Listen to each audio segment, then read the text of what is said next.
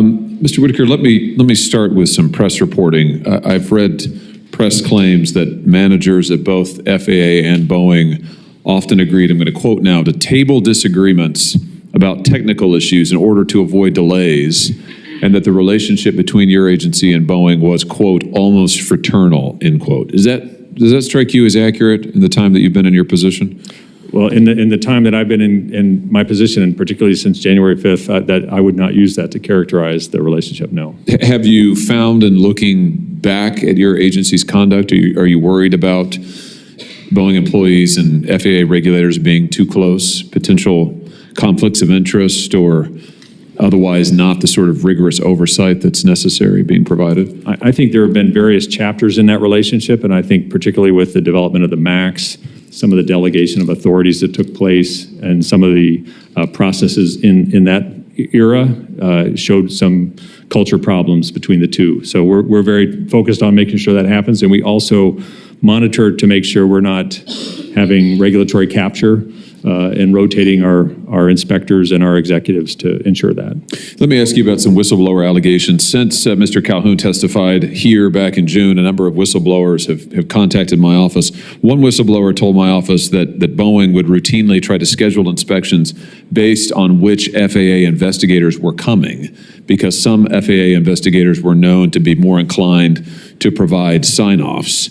I think we've got a quote about this. When this whistleblower brought this up to Boeing, namely this sort of disparate treatment by different investigators, he was brought into an office and told, don't push and do whatever your career can handle. My question is, does the FAA now, or has it in the past, allow Boeing to schedule which inspections occur with specific investigators for certifying aircraft?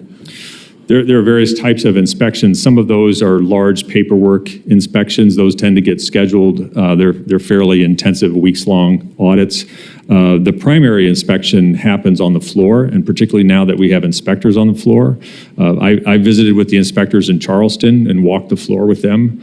They have the opportunity to join the briefing meetings in the morning, the various level of management meetings, but more importantly, engage actually with the employees. So I think in this new regime we've had in place for the last 9 months, we have a much more of an ability to have a spontaneous inspection procedures and get better data that way. Okay, so it sounds like it's a yes maybe as to paperwork inspections. As to in-person inspections, you are not currently allowing there to be scheduled inspections, is that right? Those are more spontaneous, and in fact, if an inspector sees something he doesn't like, it on the spot, he can say, can I see the paperwork? Can I talk to the person that did this? And effectively go through an inspection at that point. Has the agency allowed scheduled inspections of any kind in the past? Just of the audit nature, both with the quality systems for Boeing, which are basically auditing their manuals and procedures, and also similar inspections that happen with suppliers. Let me ask you about another whistleblower report. This whistleblower, a different person, told my office that she would report scores of technical issues, but when she did that, those reports were not well received by Boeing. No surprise given how Boeing has behaved. Here's the thing that particularly interested me. This whistleblower stated that if you go to the FAA, I'm going to quote her now, if you don't say you fear retaliation during an initial call with the FAA, you don't get whistleblower protection. I think we've got that quote as well. If you don't say you fear retaliation during the initial call with the FAA, you don't get whistleblower protection. Is that accurate? That is not accurate. You get full whistleblower protection with each outreach. Okay, so the FAA is not requiring whistleblowers to explicitly state that they fear retaliation in order to get whistleblower protection as defined by law. Is that correct? Sir. Yes, sir. What are you doing to ensure that any whistleblower who comes forward to you, whether from Boeing or anywhere else, is guaranteed the full whistleblower protections they are entitled to under the statute? In 2023, we beefed up our department and added a number of inspectors, and they're all very well trained on what the protocols are. And really the key to this system working is having that confidentiality. It is really the cornerstone of the system working. So we encourage people to speak up, and we are bending over backwards to make sure they're protected. Let me ask you about another whistleblower report. This whistleblower says that when she would go to the FAA with her concerns, these are reports of technical issues, other corner cutting by Boeing, that she often got relegated to an undesirable role. In other words, she was retaliated against. In one example, for instance, she did not receive overtime in her new role, which resulted in a $30,000 pay hit. And this whistleblower alleged Boeing routinely conducts retaliation in this way without raising any formal alarm bells. In other words, tries to retaliate, but sort of on the sly, as it were, and evade any FAA accountability or scrutiny. Are you aware of things like this happening? I'm aware of allegations of retaliation, and it has been a focus as we look at the safety culture change that has to happen. A key part of that is a robust whistleblower program that does not have a retaliation. That's going to involve training of management so they know how to treat employees.